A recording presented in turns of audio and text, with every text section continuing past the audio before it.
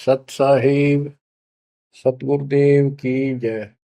बंदी छोड़ कबीर साहिब जी की जय। बंदी छोड़ गरीबदास जी महाराज जी की जय। स्वामी राम देवानंद जी गुरु महाराज जी की जय हो।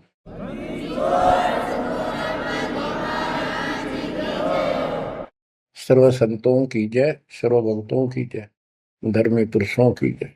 श्री काशी धाम की जय, श्री सुडानी धाम की जय, श्री क्रोथा धाम की जय, श्री बरवाड़ा धाम की जय। सत साहिब परम पिता परमात्मा कबीर जी की सीम कृपा से बच्चों आपको सूक्ष्म वेद का ज्ञान प्राप्त है। आप सूक्ष्म वेद बांच रहे हो, सूक्ष्म वेद सुन रहे हो, पढ़ रहे हो। ऋग यजु है श्याम अथर्व, चारों वेद चितभंगी रे। सूक्ष्म वेद बांच साहेब का, सोहंसा सतसंगी रे। सूक्ष्म वेद बांच साहेब का, सोहंसा सतसंगी रे। तीन लोक और भवन चतुर्दश, कोई नहीं सत्संगी। बच्चों ये बातें यदि आप पहले सुनते, आपको यह सब प्रमाण, ये संपूर्ण ज्ञान प्राप्त ना होता, तो आपका माथा ठनका हो, आपके मन में सौ सौ दोष दास के प्रति आते। ये यूं पता नहीं क्या बकवास करता है, क्या किसी को भी ज्ञान नहीं।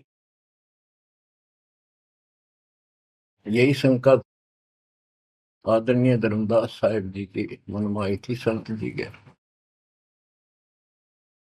कि भाई ये चंदा बाबा ऐसी बातें बता रहा है, तो कोई ना कोई हमारे हिंदू धर्म में भी इन बातों को जानने वाला उससे मिलेगा, क्योंकि शास्त्र हमारे। उसके बाद वो अपने गुरुजी के पास गया।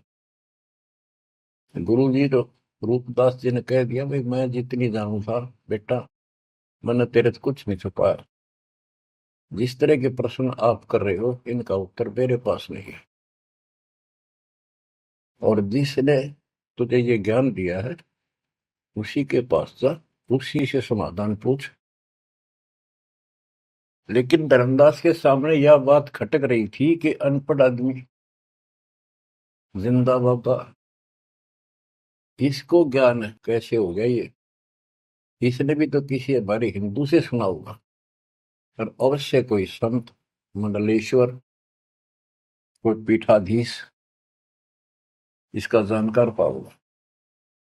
अब सब जगह जितने भी सुप्रसिद्ध या वैसे छोटे मोटे भी संत हिंदू धर्म के उस टाइम प्रवक्ता थे, सत्संग सुनाया करते थे, सबसे मिला, और जाते ही 10-20 रुपए रख दे। ये खासकर इन संतों के अंदर, जो भेंट ज्यादा दे, दक्षिणा ज्यादा दे, उसको ज्यादा महत्व देते हैं। इस बात की धर्मदास जी को भी खूब पता था कि ये तभी प्रसन्न होकर मुझे कुछ राह बताएंगे। जाते 5-10 रुपए दर है, क्योंकि उसमें 5-10 रुपए आज के 5 लाख के बराबर थे। वहां तो एक पैसा भारी होता था उस समय। सबसे प्रसन्न कर लिए, किसी के पास इस तरह बात नहीं थी। श्री कृष्ण विष्णु भगवान है, सारी सृष्टि के रचनहार हैं, इनके कोई माता पिता नहीं, ये आपो आप है, स्वर्ग से ऊपर कोई स्थान नहीं। आखिर में हार के, थक के, और कति बुरी तरह रोए कि अब के बनाए। परमात्मा फिर भी उसको, जब वो धक्के खा के आ रहा था, एक अन्य हिंदू साधु के रूप में एक पेड़ के नीचे बैठ गया, नदी के किनारे। 5-7 भगत और बैठे थे उसके पास। जिज्ञासु वैसे ही बाबा भी चलता फिरता था। धर्मदास जी के रास्ता उसके साथ से था, उसने सोचा चल आगे, आगे चल। इसे मंडलेश्वरों के पास घूमे। साधु का रूप दाता ने बना रखा था। फिर मालिक की प्रेरणा अपने बच्चे को लेना था सर। उसी समय प्रेरणा हुई कि काफी देर से चल रहा हूँ, विश्राम भी करना है, यही कर लेता हूँ और इसकी तलाशी भी ले लेता हूँ। वहां बैठ गया जाकर और बैठे थे, इतना तो बोलना कोई नहीं। वो दूसरे उठ कर चले गए। जब एकला रह गया, परमात्मा बोले, धर्मदास खोज लिया तत्व ज्ञान, मुझे बता दे कि मिला होता कितना। आंखें फटी की फटी रह गिर, मालिक उसी समय उसी रूप में आ गए। बच्चों, इस नरक से निकालने के लिए उस मालिक ने अपने एक बच्चे के लिए कितना कुछ करना पड़ा, कितने खाड़े कर दिए। वहां से शुरुआत करनी थी अपने कलयुग की भक्ति की। और वो अच्छी आत्मा थे, भगवान के बच्चे थे, पूर्व जन्म के संस्कारी मालिक के थे। जैसे सम्मन था, सम्मन ने कितनी कुर्बानी दी थी, बेटा काट दिया मालिक के नाम पर। अब उसके लिए खाड़े करे थे परमात्मा ने, कहाँ कहाँ कैसे बंदी बने, कोड़े खाए, उसकी सेल बिस्तर बिछाए। किसी जन्म का ये धर्मदास जी भी ऐसे ही कुर्बान आत्मा था, लेकिन ये ठीक से टिके नहीं क्योंकि ज्ञान संपूर्ण नहीं था। इसलिए मालिक उसके लिए फिर वहां बैठ के जाकर धर्मदास जी परमात्मा के चरणों में गिर के अपनी ढीठता, अपने अविश्वास, अज्ञानता का बहुत पश्चाताप किया। हे मालिक, आप सत्य, आपका ज्ञान सत्य, आपका समाधान सत्य। परमात्मा बोले, ये प्रेरणा मैंने की थी तेरे अंदर।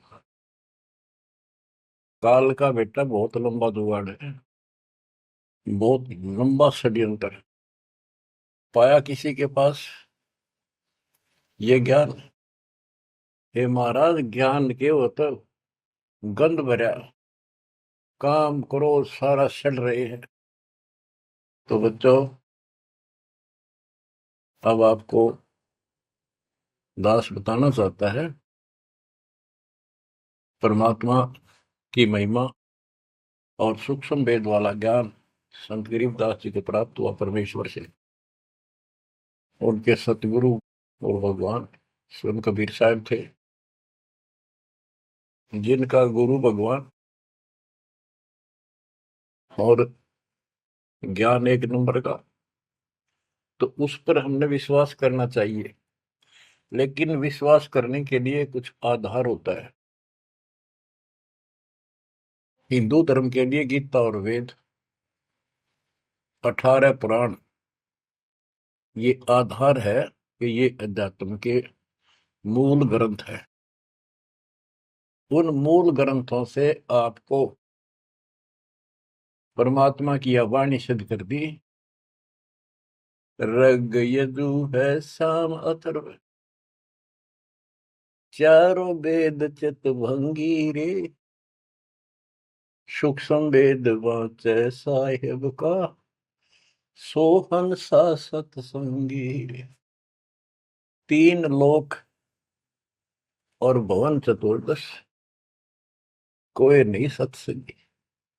क्यों? क्योंकि उनके पास ये तत्व ज्ञान नहीं। बच्चों, यजुर्वेद अध्याय 40 मंत्र 10 में यही कहा है, कोई तो भगवान को साकार कहता है, रामकृष्ण रूप में, अवतार रूप में आने वाला। अन्य कहते हैं वो कभी साकार होता ही नहीं, वो तो निराकार है। परमात्मा साकार है या निराकार है, किस स्थिति में आता है, वो कैसे लीला करता है, इसकी जानकारी किस तत्वदर्शी संतों से पूछो। गीता अध्याय 4 श्लोक 34 में और 32 में स्पष्ट भी कर दिया कि जो तत्व ज्ञान होता है वो परमात्मा अपने मुख कमल से आकर बोलता है। ऋग्वेद मंडल नंबर 9 सूक्त 94 और मंत्र नंबर 2 में कहा कि वो परमात्मा कवियों की तरह आचरण करता हुआ घूमता फिरता है। ऋग्वेद मंडल नंबर 9 सूक्त नंबर 95 के मंत्र नंबर 1 में परमात्मा भक्ति की प्रेरणा अपने मुख कमल से वाणी बोल के करता है और भक्ति के मूल मंत्रों का गूढ़ रहस्यों का जानकारी का ज्ञान वही बताता है। गीता अध्याय 4:34 में कहा कि उस तत्व ज्ञान को जो स्वयं मालिक बोलता है कवियों की तरह काव्यान चौपाइयों में श्लोकों में और शब्दों के माध्यम से वो तत्व ज्ञान है, उसको किसी तत्वदर्शी संत से पूछो। बच्चों, ना वेदों में तत्व ज्ञान, गीता वेदों का सारांश है, उसी का छोटा रूप है। तो इनको ज्ञान, इनमें ज्ञान नहीं है, वो तत्वदर्शी संत से पूछो।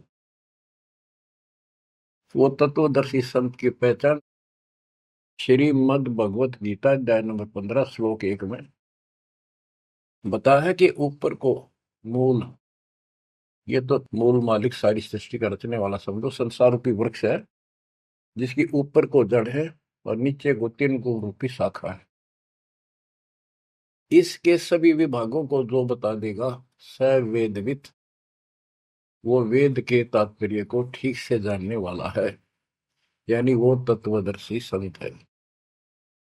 धर्मदास जी और गरीबदास जी के सतगुरु ने बताया, कबीर अक्सर पुरुष एक पेड़ जो जमीन से बाहर दिखाई देता उसको पेड़ बोलते हैं, पेड़ा, तना। गरीब अक्सर पुरुष एक पेड़ है, निरंजन व कीटार और तीनों देवा शाखा है, ये पातुल संसार। फिर तपस कर दिया कबीर, एक के साध्य सब सदर, सब साध्य सबदा, माली सींचे मूल को, फल फूल अगा। सभी parts of the tree, works के सभी विभाग बता दिए कि तना अक्षर पुरुष है, डार ये क्षर पुरुष है, क्षर पुरुष, और तीनों देव रजगुण ब्रह्मा सत्पुरुष विष्णु उत्तम गुण शिव जी रूपी शाखाएं और पात रूप संसार। तो बच्चों, फिर साथ में ये समाधान भी कर दिया कि एक का साध्य सब सद है, यानी मूल को पूजो, उसको इष्ट रूप में मानो, उसके बाद अपने अनुष्ठान करो, साधना करो। जो आपको प्रथम मंत्र दिया जाता है उसमें प्रथम और लास्ट वाले मंत्र को छोड़कर सारे इन्हीं शाखाओं वाले मंत्र है। और गीता अध्याय 3 श्लोक 10 से लेकर 15 तक ये स्पष्ट किया है कि शास्त्र अनुकूल धार्मिक अनुष्ठान यज्ञ करने से वो सही भक्ति मानी जाती है। इन यज्ञों के द्वारा इन देवताओं को बढ़ाओ, ये यज्ञ से बढ़े हुए देवता तुम्हें बिना मांगे ही सब कुछ देते रहेंगे। और उस परम अक्षर पूर्ण परमात्मा को इष्ट रूप में प्रतिष्ठित करके फिर सारे धार्मिक अनुष्ठान करो। कहते हैं सब प्राणियों की उत्पत्ति अन्न से होती है, अन्न वर्षा से होता है। वर्षा शास्त्र विहित, शास्त्र में प्रमाणित धर्म कर्म यज्ञ करने से होती है। और कर्म लगाए ब्रह्म ने, क्योंकि सबके लोक माए तक काम करके खाना पड़ा, सतलोक में कोई काम नहीं था, बैठा सब फ्री मिला था। जैसे आप सतलोक आश्रमों में जाते हो, आपको सारा बना बनाया मिल रहा है, अरे खाओ और भक्ति करो, सत्संग सुनो और आ जाओ। फिर बताया है कि सभी प्राणियों की उत्पत्ति अन्न से होती है, अन्न वर्षा से होता है। वर्षा शास्त्र विहित, शास्त्रों के अनुसार किए गए अनुष्ठानों से होती है, यज्ञ से होती है। और यज्ञ शास्त्र अनुकूल कर्मों से होती है। कर्म लगाए ब्रह्म न, ब्रह्म की उत्पत्ति हुई अक्षर पुरुष से, और अक्षर पुरुष यानी अक्षर का अर्थ यहाँ पर अविनाशी है, और जहां पर प्रकरण होता है एक से अधिक, अक्षर का अर्थ ही अविनाशी होता है। लेकिन सरपुरुष अक्षर पुरुष, सरपुरुष ब्रह्म है, ये काल है 21 ब्रह्मांड का स्वामी, अक्षर पुरुष 7वें ब्रह्मांड का स्वामी। और फिर परम अक्षर ब्रह्म क्यों कहा, परम अक्षर पुरुष, कि वो सब का मालिक वो है। तो इस प्रकार आध्यात्मिक ज्ञान को समझना है, और उस परम अक्षर ब्रह्म को योगों में प्रतिष्ठित करके सारे अनुष्ठान करने चाहिए, तब सफलता हो। कबीर साहब ने बताया, कबीर एक कैसा दे सब सदे, सब साध्य समझा, माली सींचे मूल को बुलागा। पुण्यात्माओं, इससे सिद्ध हो गया कि किसी के पास भी वेदों से हटकर ज्ञान नहीं था, और वेदों में वो ज्ञान है ही नहीं जिसकी हमें जरूरत थी। इसलिए क्या रहा, अब इसके ऊपर चलेगा सत्संग शेष, संत गरीबदास जी की अमर वाणी, अथ कथनी बिना करनी का होगा। इसमें से कुछ वाणी सुनाएगा दास। जैसे आपको बताया गया कि काशी विद्यापीठ पढ़ कबरा बनाते थे, उनको विद्वान माना जाता था, उनकी दुकान बढ़िया चला करती थी यहाँ भोले समाज में। तो गरीबदास जी उस पढ़ाई के बारे में कहते हैं जो वो पढ़ा करते हैं, केवल लोगों को ठगने के लिए। गरीब पढ़ना गुणना चातुरी, यह तो बात सुगम, सत सुकृत और बंदगी, यह है बात अगम। के गीता वेद पुराण पढ़े लिए, चतुरता दिखा दी, बड़े बड़े लेक्चर झाड़ दिए, ये तो बहुत आसान है। लेकिन सत सुकृत, सच्ची भक्ति, सच्चे अच्छे कर्म और भक्ति, सच्ची भक्ति, बंदगी, प्रणाम, बंदगी के अंदर वजह सारा कुछ आ जाता है, भक्ति भी आ जाती है, मंत्र भी आ जाते हैं, प्रणाम भी आता है। कई बार विशेष तौर पर बंदगी प्रणाम को बोलते हैं, बंदगी प्रार्थना भी कही जाती है। फिर बताते हैं कि सत्य सुकृत, अच्छे कर्म और बंदगी, परमात्मा की स्तुति, नमस्कार, प्रणाम, भक्ति, सच्चे ढंग से पूरे गुरु से प्राप्त करके तत्व ज्ञान के आधार से करना, यह है बात अगम। ये ऊंची बात है, आगे की है, बहुत सबसे आगे की, सबसे श्रेष्ठ। गरीब पढ़ना गुनना रोग है, उलझे दुनिया माही, 52 अक्षर में बंद रहे, आगे की सुध नाही। संस्कृत भाषा के 52 अक्षर बताए, इसको इसलिए सीधा अर्थ कहते हैं जो संस्कृत से सीमित है,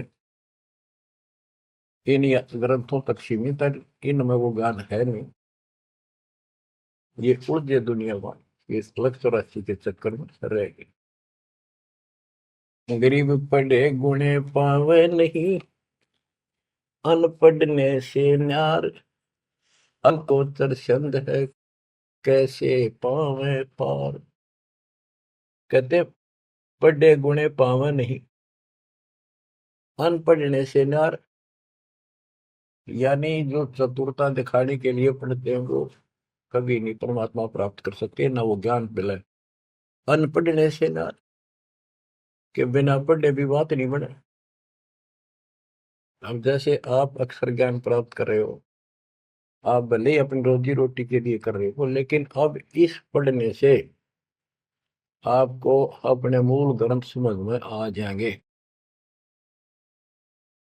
ये सूक्ष्म वेद है, इसके अंदर जो गूढ़ रहस्य है वो अन्य वेदों से भी उत्तम और गहरे हैं। इसमें कह दिया पढ़े गुणे पावे नहीं, यह पढ़ाई है वो तो मूर्ख बनाने की। अनपढ़ने से ना जो नहीं पढ़े वो भी दूर रहेंगे। हमारे को अक्षर ज्ञान नहीं था, इसलिए हम इन चतुर लोगों की बातों में फंसे रहे। गरीब वेद कथें चित चूक है, मन में मान मरोड़, कहने मात्र के तो पंडिता, ये होते के डोर। कि इन वेदों के पढ़ने मात्र से कुछ भी हासिल नहीं होना, क्योंकि वो ज्ञान है ही नहीं जी। अपने को जरूरत है मोक्ष प्राप्त हो, और वो ज्ञान मालिक प्रत्येक युग में आकर बोलते हैं, पर कदर नहीं बनी। गरीब वेद कथे चित चूक है, मन में मान मरोड़, अहंकार, और कहने मात्र के तो पंडित हैं, ये वो दिल्ली के ढोल के 84 लाख योनियों में जाएंगे। अब जैसे एक बहुत ही अच्छा उदाहरण दिया संत गरीबदास जी ने, बच्चों ये गाना बजाना समय के अनुसार शब्द भी सुनाए जाते हैं, और ये कड़वी गोली भी खिलाई जाएगी, तभी ये रोग कटेगा। सारा ट्रीटमेंट कंप्लीट करना पड़ता है। अब ध्यान से सुनो। पुराने समय में तिलों से तेल निकाला जाता था। वो व्यक्ति जो काम ये करते थे उनको तेली बोलते थे। वो एक कोल्लू लगाते थे। वो कोल्लू एक मशीन होती है जिसमें 3-4 गिरारी सी होती, मोटी मोटी भारी भारी, और उसके ऊपर एक ऐसा पात्र लगा होता है जिसमें नीचे सुराख होता है, और उसमें सरसों डाल दी, तिल डाल दिए, वो धीरे धीरे नीचे जाता रहता। कोल्लू चलता है एक लंबे लकड़, लंबा लकड़, कम से कम भी 15-20 फुट लंबा। उस कोल्लू को चलाने के लिए एक लंबा लकड़ फंसा के, और उस लकड़ को पाट बोलो उसमें, लाठ पाट, उसको बैल से चलाया जाता था। और वो बैल उस लकड़ की जितनी लंबाई होती है उसके में ही सर्कल में घूमना होता था उसको। वो सर्कल होता था, उसके एक सर्कल में घूमता था, सेम कति फिक्स्ड होता था उसका डायमीटर। उसी परिधि में वो बैल घूमता रहता था, और उधर से कोल्लू चलने से तेल निकलता। उस कोल्लू को चलाने के लिए एक बैल का प्रयोग किया जाता था। वो उस लकड़ लंबे लठ, 15-20 फुट, 25 फुट लंबे लठ के एंड पे लास्ट में एक कुंडा डाल कर उसमें रस्सा बांध कर, और उस बैल के दोनों तरफ कंधे से बांध दिए जाते थे रस्से, और उसको चलाया जाता था। तब वो कोल्लू घूमता था, और उसमें डाले हुए सरसों या तिल, उनका तेल निकलकर बाहर आता था। वो तेली कहलाता था, और उसको खींचने वाला तेली का बैल का है। उस बैल के आंखों पर पट्टी बांध दिया करते थे, और एक आदमी उसके पीछे होकर 2-3 बार उसका लठ मारता जोर के, और वो बहुत तेज चलता। तो फिर उसको ये भय हो जाता कि लठाड़ा तेरे पीछे पीछे है। वो अपने आप स्पीड में रहता था, और इस तरह वो कोल्लू सारा दिन चलता था। बीच में थोड़ी बहुत देर पानी पिला दिया, चारा खिला दिया, फिर जोड़ दिया जाता। तो उसका केवल सीमित दायरा था, उससे 12 कदम भी नहीं जा सकता था वो। अब इसके ऊपर ये कुछ वाणियां आपको समझाने के लिए बताना पड़ा। इतना गजब का ज्ञान दिया इसमें, 100 का 100 सत्य है। गरीब वेद कथे चित चूक है, मन में मान मरोड़, कहने मात्र के तो पिंडता, ये हो तेली के डो। ये अगले जन्म में तेली के बैल बनेंगे। एक तो उदाहरण ये दिया है कि वो साधना ठीक नहीं करते तो शुद्ध नहीं हो जाएगा। फिर पीछे तू पशुआ की जय, गद्दा बैल बनाई, ये 56 भोग कहावन भोरे, कहीं कुरड़ी चरने जाई। इस वाणी का तो ये अर्थ है। अब इसके ऊपर आगे देखो। गरीब आंख बंद है दिखे नहीं, चल मारो मार, तेली के तो बैल को घर ही कोस हजार, के आंख बांध दी बैल की और डरता चालो मारो मार, वो स्पीड पे चलता रहता। उस तेली के बैल को उस सर्कल के अंदर ही सारा दिन एक महीने में 50,000 कोस एक महीने में तय कर देता, यानी एक कोस 3 किलोमीटर, यानी 1.5 लाख किलोमीटर वो एक महीने में पूरे कर देता। उसमें चल चल के इतना सफर तय कर लेता, रहता वही ठेकान, एक कदम उससे बाहर नहीं जाता। बच्चों ये स्पिरिचुअल लेक्चर है या आध्यात्मिक घंटी दे रहा हूं आपकी स्कूल की। इसको ऐसे समझाने से आपके अंतःकरण में योगदान रचेगा। एक क्या होता था पहले, जैसे फसल होती थी गेहूं चने, इनको अलग करने के लिए भूस से एक गाटा जोड़ा जाता था, गाटा। उसके बीच में एक लठ गाड़ के मोटा था, उसका रस्सा बांध के फिर 5 7 10 पशु, जिसमें भैंस गाय काटड़ा काटड़ी ऐसे शरीर में बांध दिए जाते थे, और बीच में लठ गाड़ दिया, उसके चारों तरफ वो भूस डाल देते थे, चने या गेहूं। क्योंकि दास ने देखा है, हम किसान के गर्जनों था, इसलिए 90% बच्चे किसान वालों को पता नहीं, जो शहर में रहते हैं, वो भूसे कैसे निकलता था, जिसकी ये वाणी जिस बारे बोली है। अब तो मशीनों से निकल जाता है, कट कट कट कट 6 घंटे में। पहले महीना महीना लगे रहा करते। दास का जन्म ऐसे समय में दिया दाता ने जब वो 5505 निकट आ रहा था, और वो पिछला प्रोसेस सारा पता है जो एक वाणी में बोला गया है। दास को समझने में आसानी रही, आपको समझाने में आसानी होगी। तो उसको हम तो गाटा बोला करते, गाटा जोड़ रखे है। वो सारे पशु एक लाइन में चलते रहते, चारों तरफ घूमते, जैसे तेली का बैल घुमा करता। ये उस फसल को काटने के लिए उनके पैरों के नीचे वो फसल कट जाती, छोटा छोटा तूड़ा भूस बन जाता। फिर उससे गेहूं चने अलग कर लेते और भूस अलग हो जाता। उसको गाटा बोला करे। और पलवल साइड इधर फरीदाबाद साइड में उसको धाए बोलते थे, धाए। धाए यानी पशुओं का एक समूह, एक से एक गले का रस्सा बांध दिया जाता था। वो बाहर नहीं जा सकते, अंदर आ नहीं सकते, क्योंकि एक दूसरे को धक्का नहीं दे सकते। वो एक लाइन में चलते थे चारों तरफ सर्कल में।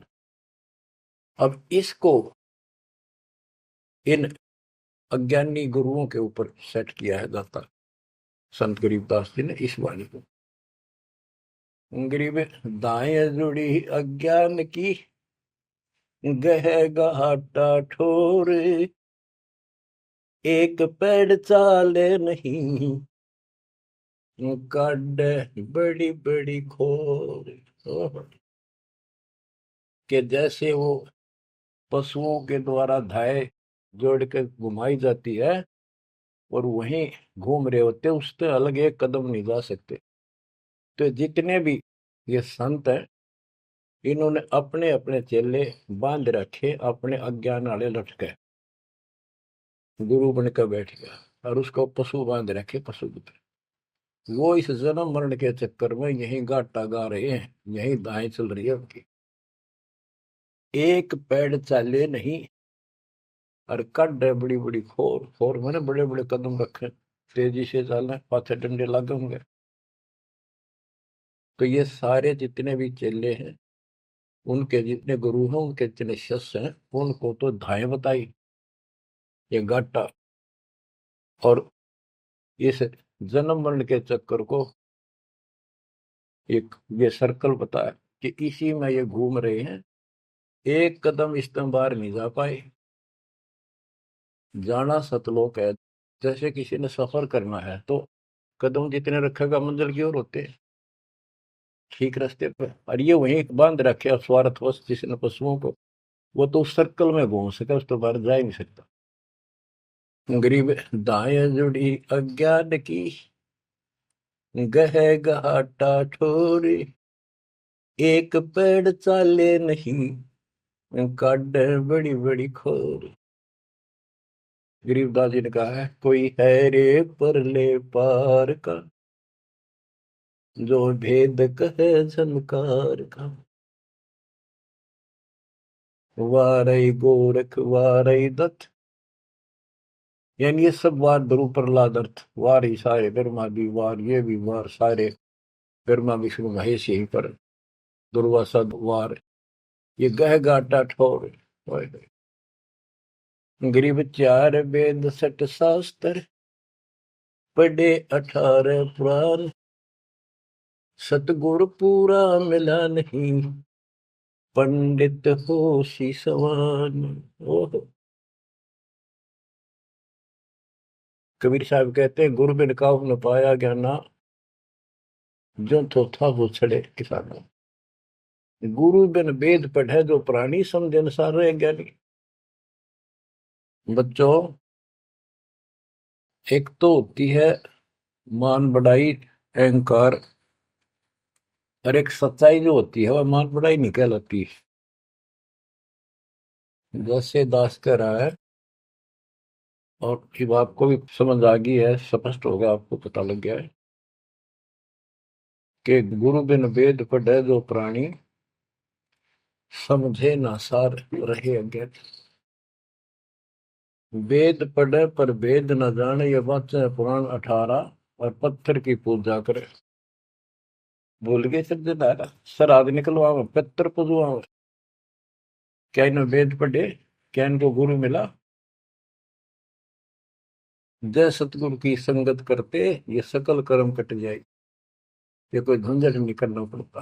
अमरपुरी पर आसन होते सतलोक में, जहाँ कोई कष्ट नहीं, जहाँ दुख ना चाहे।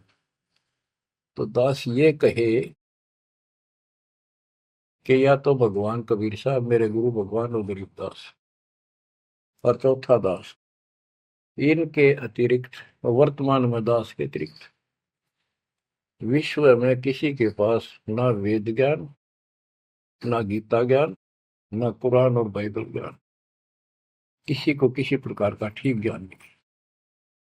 इसको कोई कहे ये मान बढ़ाई करता है, उसकी अपनी समझ है, अपनी सोच है, लेकिन यह 100 की 100 सच्चाई है। जैसे 2000 के नोट पर, या 1000 के नोट पर, 500 के नोट पर यह लिखा है कि मैं धारक को 500 रुपए देने का वायदा करता हूं, तो क्या उसने मान बढ़ाई कर रखी है कि ये नोट अपनी बढ़ाई करता है, छाती पे लिखवा रहा है? वो सच्चाई है, वो लिखना भी जरूरी है। तो दास को ये बताना भी आवश्यक है कि दास के अतिरिक्त विश्व में किसी के पास ज्यादा ज्ञान नहीं है। ना वेद ज्ञान ठीक है, ना गीता ज्ञान ठीक है, ना पुराणों को जानते, ना पुराण वाले कुरान को ठीक से सुनते, नहीं बाइबल वाले बाइबल को ठीक से। गरीब चार वेद सठ शास्त्र, पढ़े 18 पुराण, सतगुरु पूरा मिला नहीं, पंडित हो शीशवान। गरीब चार वेद सठ शास्त्र, पढ़े 18 बोध, कसम बांझ के होते है, पर बेटा नाही गोद। एक अजब गजब उदाहरण दिया है कि इन 4 वेद और 18 पुराणों को पढ़ने से तो ऐसी दशा है, ये दिखे पंडित गुरु शिष्य दोनों हैं, गुरु भी हैं, उनके शिष्यों की कमी नहीं, लेकिन बांझ स्त्री का संतान नहीं होती, उसका पति भी होता है। इसी प्रकार इनके गुरु भी है, ये शिष्य भी है, इनमें भक्ति रूपी लाल बनेगा नहीं। बच्चों, एक एक बात टके कह नहीं सकता, लाख टके की है, अरब टके की। गरीब भावे 100 करोड़ गीता पढ़ो, 100 करोड़ भागवत, बिना सतनाम व्यर्थ है, बचे काल न मौत। गरीब घर अग्नि में डाल कर पंडित कर है होम, सुर वासना जात है क्या करत है होम। गरीब सुमरण सेवा बंद की, सब कोई जानत खूब, बिन सतगुर क्यों पाइए, कबीर से महबूब। ओए होए।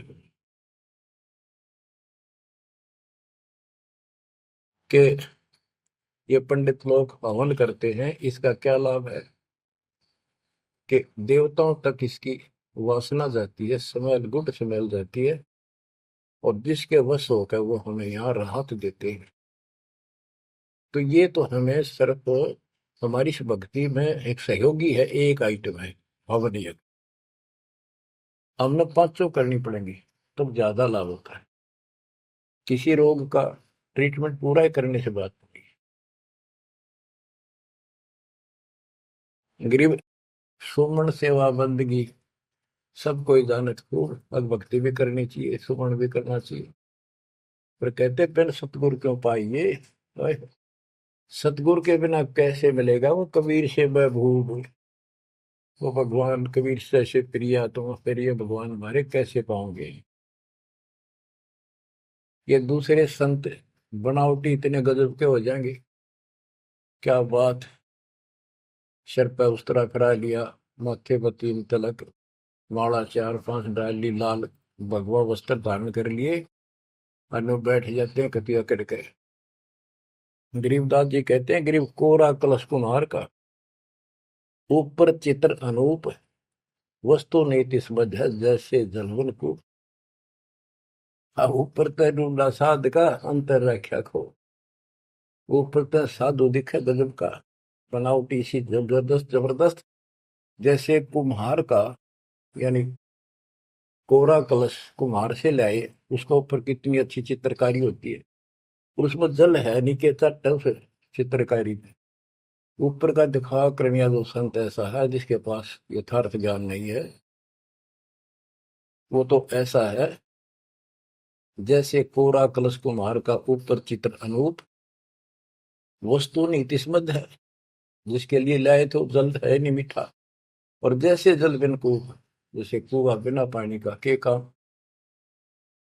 गिरी पांचों मुद्रा पिंड में, आग बुदर शरीर, 52 गंग है, खेवट जहां कबीर।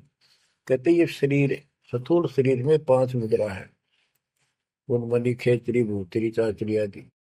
और इससे आगे बदर शरीर है, सूक्ष्म शरीर और है। कहते उससे पार करने के लिए सतगुरु कबीर साहब का सच्चा गुरु मिलेगा जो बात बनेगी। गरीब नाम सार है निर्मला, सार नाम ये निर्मल है, पाक नूर निर्वाण, दास गरीब कबीर को भक्ति दी है दान। बच्चों, ये अमृत वचन है, बहुत गूढ़ और गहरे है, और आपके लिए जैसे गीता उंगलियां पर उठवा दी, वेदों का सार निकाल के आपके समझ रख दिया। छोटे छोटे बच्चे समझ रहे इस बात को, जो तीसरी चौथी कक्षा में पढ़ रहे, और जो इन काशी विद्यापीठ में पढ़ने वालों के आज तक समझ नहीं आई। तो who is Guru, who is सतगुरु, और हु इज गॉड, ये आप अच्छी तरह समझ चुके हो बच्चों। परमात्मा आपको इतना दृढ़ कर दे जैसे सम्मन ने की और सेऊ थे। आप इतने दृढ़ हो जाओ, गरीब महिमा की जय संत की, तन मन धन सब दे, सिर मांगे टाला नहीं, मोर ध्वज लग ले। यानी ऐसी परिस्थिति परमात्मा के प्रति, किसी परिस्थिति ऐसी आ जाती है तो मालिक से दूर नहीं हो, कितनी ही कठिन परिस्थितियों से गुजरना पड़े। आज हम थोड़े से कष्ट को देखकर भगवान से दूर हो गए, फिर अगले जन्म में क्या होगा फिर पीछे तू पशुआ की जय, गद्दा बैल बनाई। ये 56 भोग कहाँ मन भोरे, कहीं कुरड़ी चरने जाई। आज कोई ना कोई बहाना काल कर देगा सत्संग से उठने का, आलस कर देगा, कोई काम अड़ा देगा, या वैसे आत्मा किसी पाप के कारण रोगी हो जाती है तो अरुचि बन जाती है सत्संग सुनने में या सुमरण करने में। दान की इच्छा समाप्त होती चली जाती है, सेवा में रुचि नहीं रहती। तो उस समय के लिए ये याद रखो, आज हम मानव हैं, अपनी मर्जी से कितना आलस कर लें और कितने भगवान से दूर हो जाए, स्वतंत्र है। और कल को गधे बन गए, बैल बन गए, नाक में नाथ कर जाएगी, या 2.5 मन का कमर के ऊपर एक थैला होगा गधे के, तो आलस तो उसमें भी होगा। मन तो यही है। कई कहते हैं मेरे से नहीं होती सेवा, चलो कोई बात नहीं, सेवा तो करनी चाहिए, सेवा से दूर नहीं होना चाहिए। तो मन तो वहां भी दुखी करेगा, गधा अपने पास से भी सोचेगा कोई कि पटक दूं बोरे ने, घेर दूं, डाल दूं। एक आदि पर गधा ऐसा भी कर देता है, फिर उस पर ज्यादा भार लादा जाता है और लठ भी पड़ते हैं, फिर वो सीधा चलता है। इसलिए इस मन पापी को आत्मा यही समझा छोड़ डाले, दाता से दूर ना हो। इस संसार में सुख नाम की चीज नहीं है। यदि सुख होगा, या जो नकली सुख भी अगर चाहिए तुम्हें यहाँ का, तो भी दाता के चरणों में मिलेगा, रहोगे तो मिलेगा। इससे दूर होकर कुछ दिन जब ये समय आप भक्ति कर चुके हो, सच्ची मर्यादा में रह गए, वो आपकी बैटरी सी चार्ज होगी जैसे इन्वर्टर की हो जाती है, और फिर चार्जर हट गया, वो बैटरी फिर भी काम करती रहेगी और ऐसा लगेगा कि बिल्कुल सब कुछ ठीक ठाक है, कोई फर्क नहीं पड़ा, चार्जर भी हटा दिया। जब तक वो संग्रह शक्ति है, एनर्जी है बैटरी में, वो काम पूरा करेगी। जब वो एनर्जी खत्म हो जाएगी, आगे संग्रह हो नहीं रही, तो एकदम ही वो सब सुविधा बंद हो जाएगी। पंखा भी बंद, बल्ब भी बंद, और भी कार्य कर रहे होंगे, कंप्यूटर भी बंद, फिर बहुत देर हो चुकी होगी। इसलिए इन सब बातों को ध्यान रखो, याद रखो। मुश्किल से दाव लगा 7.5 अरब आबादी में से आप ये थोड़ी सी आत्मा परमात्मा की शरण प्राप्त कर पाए हो। तो बच्चों, परमात्मा आपको मोक्ष दे, अपने चरणों में रखे, आपकी तरफ बढ़े, कुर्बान हो जाओ, सत्संग सुना करो ढंग से। देख परमात्मा ने कहां से कृपा कर रखी है। आँख खोल लो ना, जो फूक निकली, और कोई नहीं पूछेगा, धक्के खाते करो तेरा कुत्ते को देखोगे। परमात्मा साथ इसलिए होगा कि हमारे और कामों में विशद करेगा। इसलिए मालिक पर ज्यादा ध्यान दो, काम करो, काम न को मना करे, उस काम में बरकत भी अब मिलेगी। दाता आपको मोक्ष दे, सदा सुखी रखे। सत्साई।